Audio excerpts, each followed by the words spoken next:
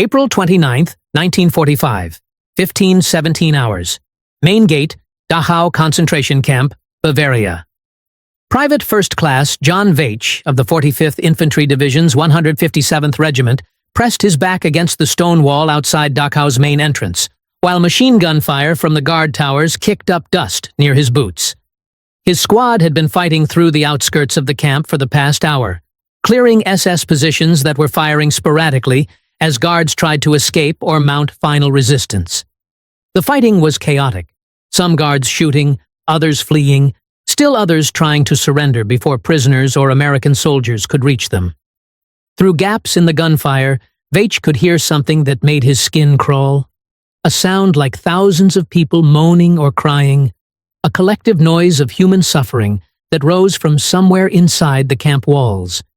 His squad leader had told them they were liberating a prison camp, that they'd find political prisoners and POWs.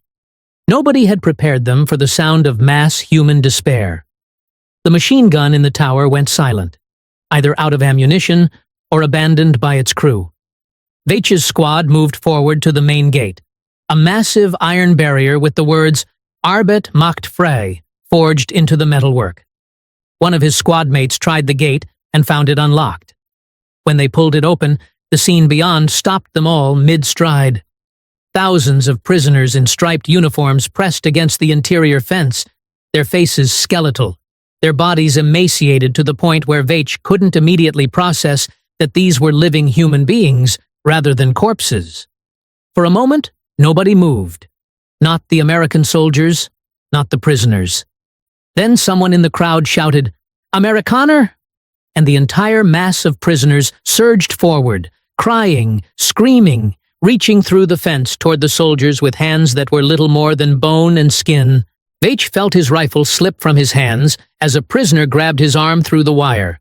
Not threatening, but desperate, as if physical contact with an American would prove this wasn't another cruel trick. The man was crying and speaking in a language Veitch didn't understand, but the meaning was clear. "Thank you. You came. We're alive. You came." "Jesus Christ," someone behind Veitch whispered. "What is this place?" For the 32,000 prisoners still breathing inside Dachau's wire on April 29, 1945, the arrival of American forces meant the impossible had happened.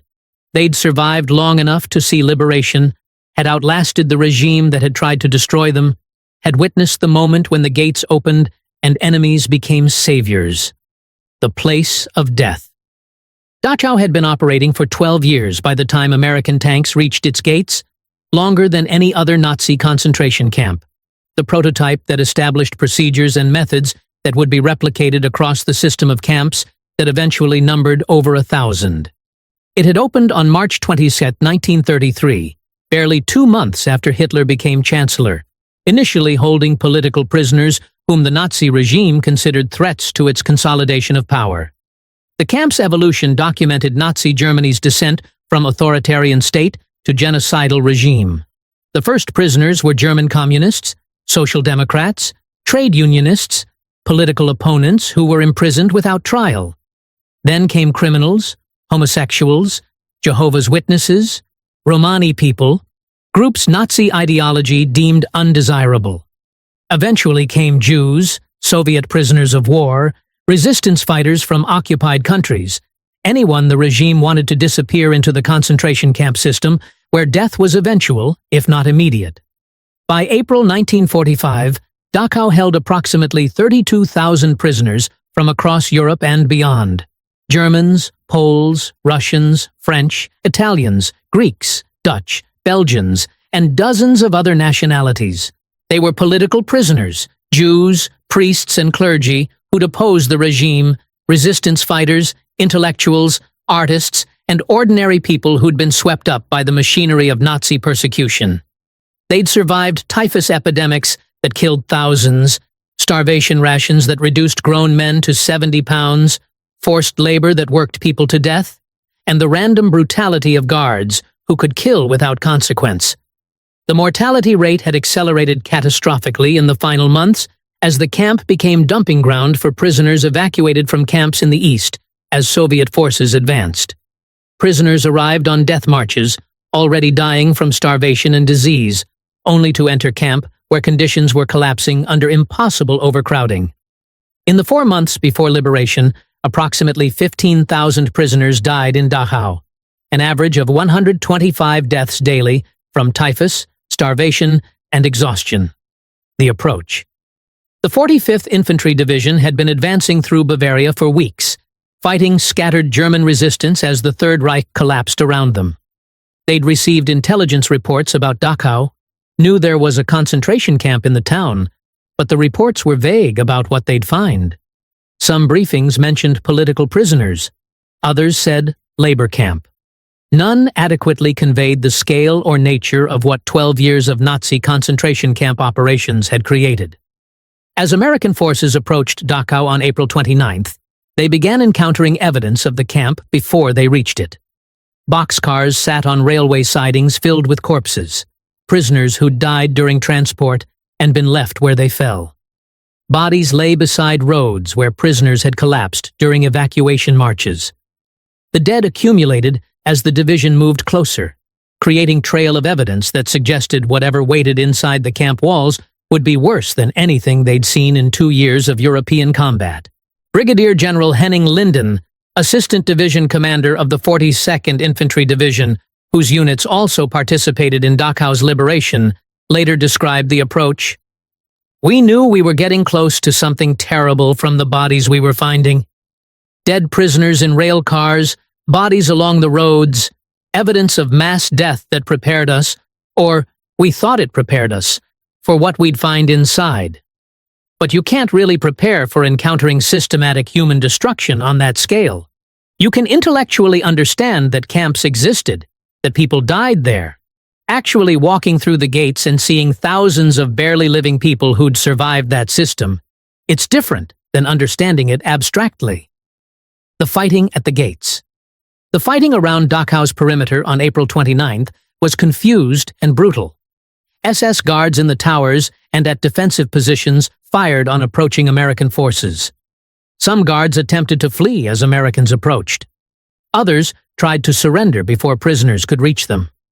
The prisoners themselves could hear the gunfire outside and understood that liberation might be hours away, creating desperate tension between hope that they'd survive to see it and fear that guards would massacre them before Americans could arrive.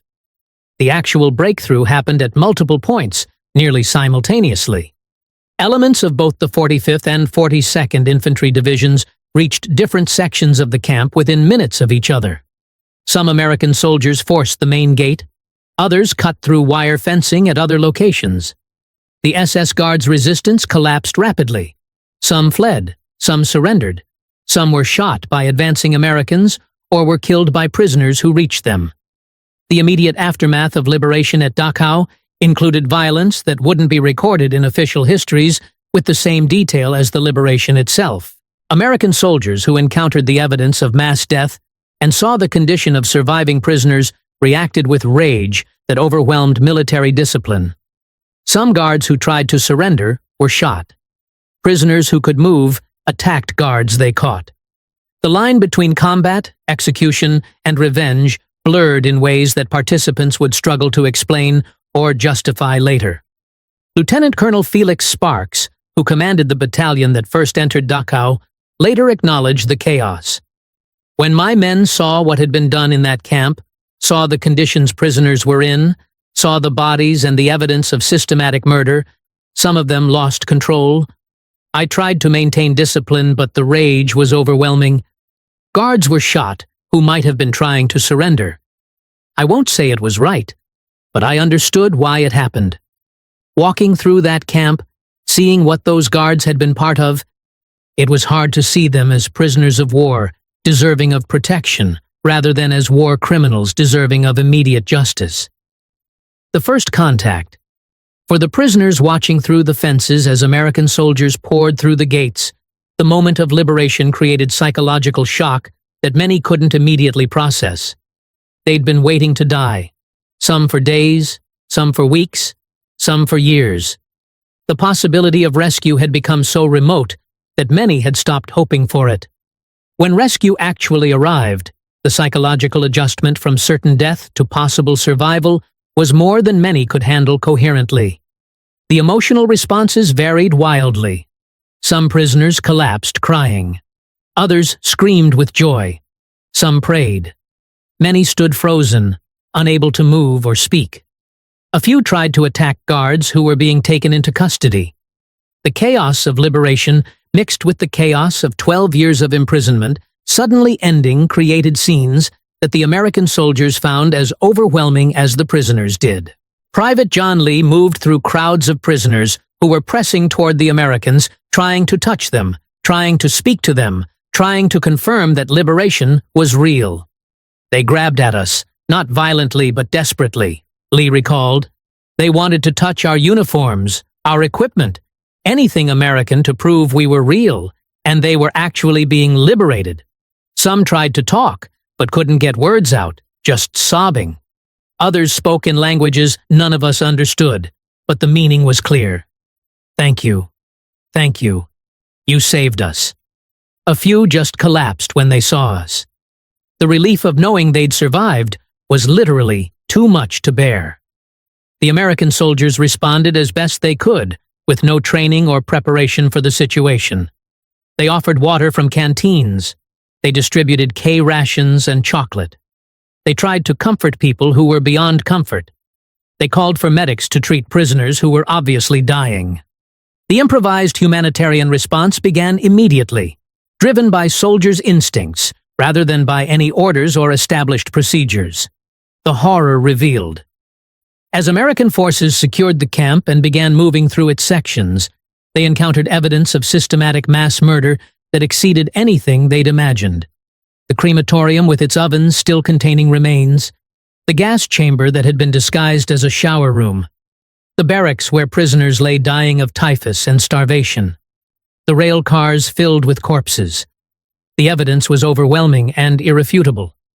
This had been a place designed for death, where systematic murder had been standard procedure. The American soldiers' reactions to what they found ranged from rage to horror to psychological shutdown. Some vomited, some cried, some went silent and wouldn't speak for hours. Some became violently angry at guards or at the situation itself. The camp represented evil on scale that challenged their understanding of what human beings were capable of doing to other human beings.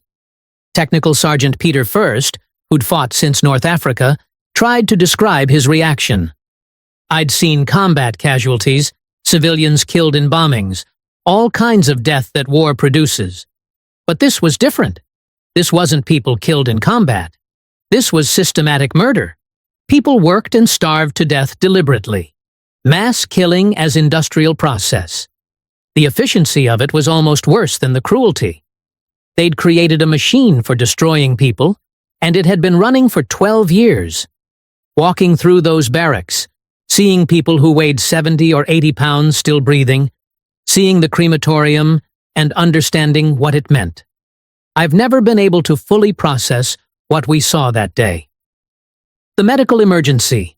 The liberation of Dachau immediately became medical emergency as American forces confronted approximately 32,000 prisoners in desperate need of food, water, and medical care. Many were dying from typhus, dysentery, tuberculosis, and starvation. The medical resources available were inadequate for the scale of need. A few battalion medical sections with limited supplies facing thousands of patients requiring immediate treatment. The medical personnel who entered Dachau within hours of liberation faced challenges that exceeded any training or preparation.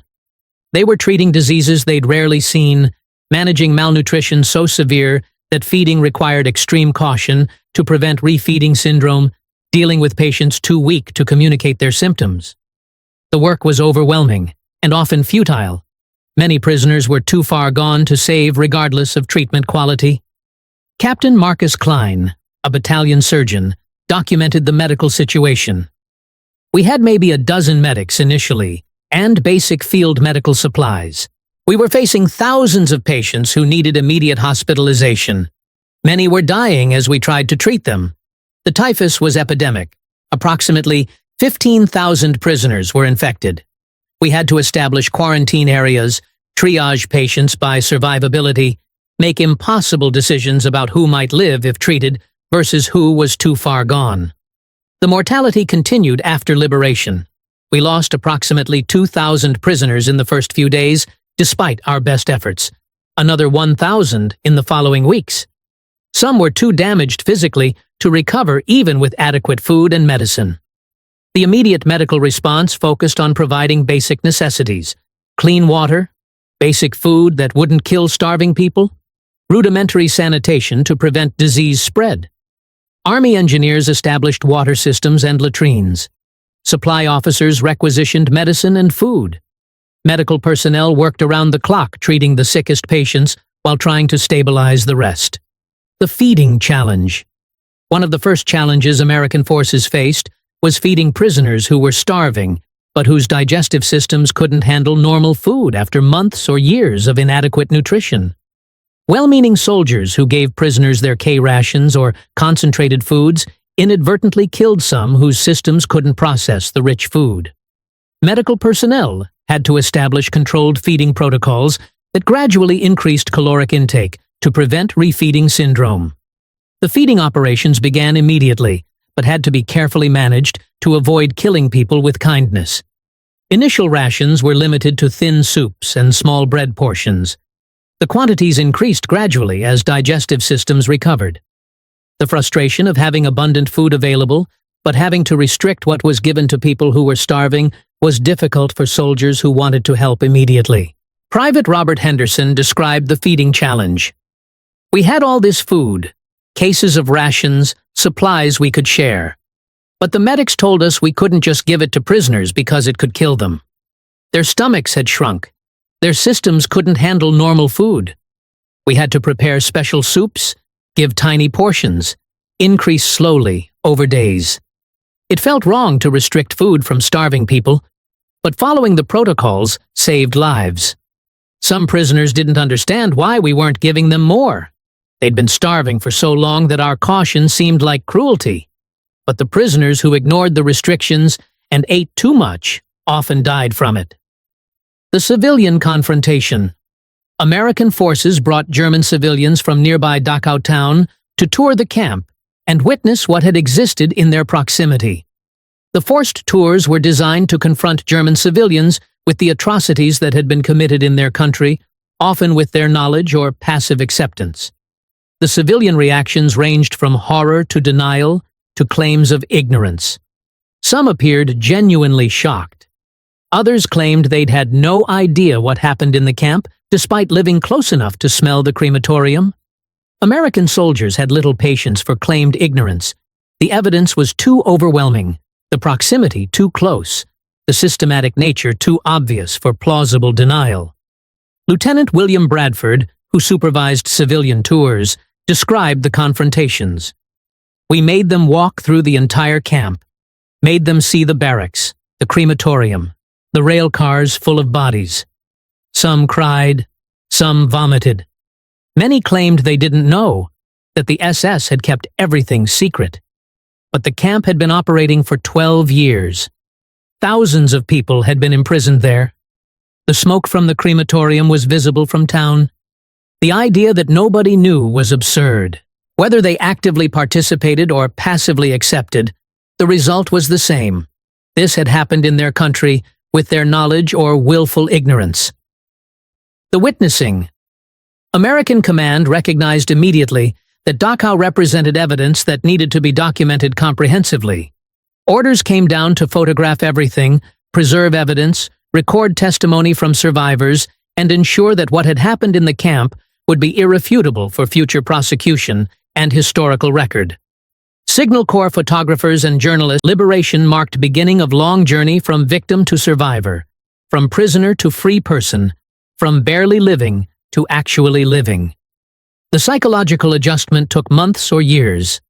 Many struggled with survivor's guilt, with nightmares, with inability to process what they'd experienced. The liberation was beginning of recovery, not its completion. The closing truth. The tears that Dachau prisoners shed when American soldiers arrived weren't just tears of joy or relief. They were tears of people who'd survived the impossible, who'd outlasted the regime that tried to destroy them, who'd witnessed the moment when salvation arrived after they'd stopped believing salvation was possible. The American soldiers who broke through Dachau's gates weren't prepared for what they found, weren't trained for the humanitarian crisis they encountered, weren't ready for the moral reckoning that came from witnessing systematic human destruction. But they responded as best they could, providing food, water, and medical care, documenting evidence, and helping survivors begin recovering from experiences that defied recovery.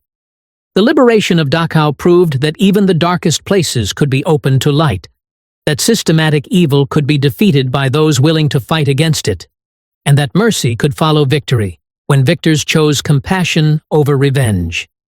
The who arrived within days of liberation documented the camp in exhaustive detail. The photographs would become some of the most powerful evidence of Nazi atrocities, images of survivors, of the dead in rail cars, of the crematorium, of conditions that words struggled to adequately convey. The visual record served multiple purposes: evidence for war crimes trials, documentation for historical record, and proof to skeptical audiences that concentration camps had actually existed as described. General Dwight Eisenhower, who visited Dachau's subcamp at Ohrdruf earlier in April, had ordered comprehensive documentation of camps with explicit purpose of preventing future denial. His reasoning was prescient. Get it all on record now. Get the films, get the witnesses, because somewhere down the road of history, some bastard will get up and say that this never happened. The survivors' processing. The days and weeks following Dachau's liberation involved massive humanitarian operation to care for surviving prisoners while processing them for eventual repatriation or resettlement. The operation required transforming the camp from death facility to recovery facility, treating thousands of sick prisoners, providing adequate nutrition, and beginning the long process of helping survivors rebuild lives that had been shattered. The recovery was gradual and incomplete. Many prisoners died in the weeks after liberation despite receiving care. Others recovered physically but carried psychological trauma that would last lifetimes. Some survivors discovered that their families had been murdered, their communities destroyed, their homes gone. Liberation meant survival, but not necessarily restoration of what had been lost. For the prisoners who did survive and recover, camp that had been designed for death became place of healing. The prisoners who'd been reduced to near death began journeys back to life. And the soldiers who'd fought across Europe discovered that the most important battle they'd fight wasn't against enemy soldiers, but against the evil that concentration camps represented.